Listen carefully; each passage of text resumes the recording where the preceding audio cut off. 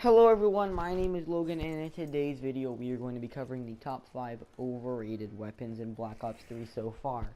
Now, do not think that this means that the weapons are bad by any means. They can be good, they can be very good. It just means that people think that they're better than they actually are. So, they think, oh, I have this weapon, I cannot die, whatever. It does not mean that the weapons are bad. So, let's go into our number 5 spot, which is going to be the bow from Der Eisendrache. Now, the bow from Der Eisendrache is actually extremely good. It's one of my favorite weapons of all times in zombies. I think this is really fun to use. I love how you can upgrade it. But I'm not talking about the upgraded version, I'm just talking about the regular version. And the reason it's here is because when people grab this weapon, they think that they're God, they think the bow is Jesus, and they're just like, no one can touch me, I am the Emperor. I can do whatever I want. So, if you're that guy, you might want to rethink that. Because you will be crucified. Get it? Crucified. Dead. Good puns. Coming into our number 4 spot, we have got the upgraded starting pistols. Now, it does not matter what starting pistol it is. It can be meat and wagon, whatever. The reason it's coming on this list is just because of splash damage. Now, if PhD Flopper was on the maps so far, because PhD not have PhD yet, so if you're watching this and all the DLCs are out and all, and you see that just on the maps that do not have PhD, okay, so because the reason is just because the only other substitute is Danger Closest, and Danger Closest is a horrible gobblegum. If you want to use Danger Closest, I don't know why, because you can only use it on the starting pistol upgraded, the ray gun, the XM53, and the grenade. So I don't know why exactly you'd want to use those, just because it only lasts 3 rounds. You're hoping on luck to get it. And I just would never use, I'm never going to use Danger Closest in the game unless it's a challenge or anything.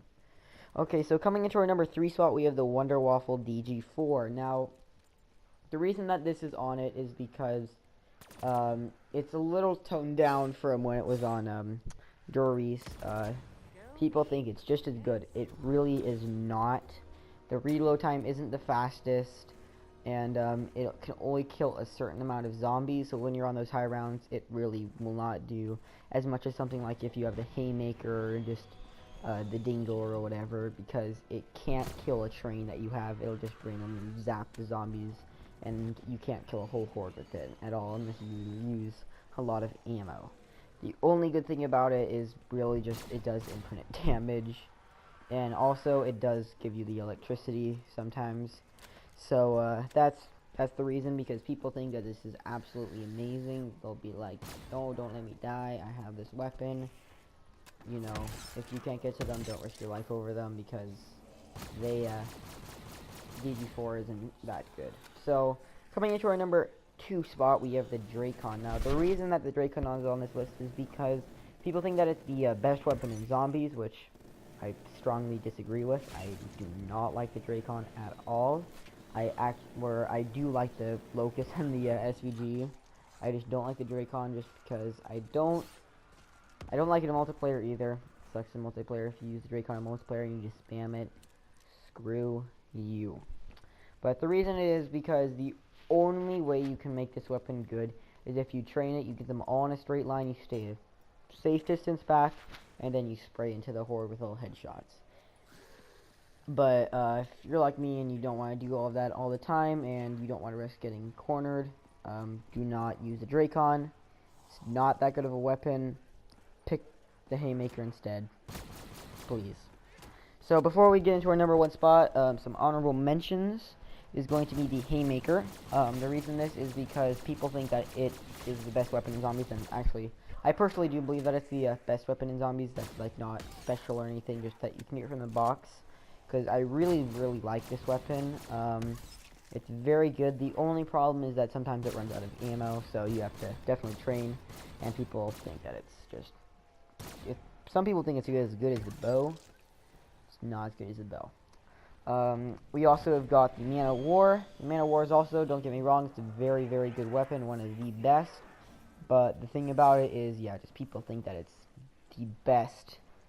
And it's not, just because the fire rate isn't fast enough sometimes, unless you got, like, you know, like me, your, whatchamacallit, your, thing that makes you shoot faster. So, unless you have that on it, just don't use it all the time. It's not good enough to do that.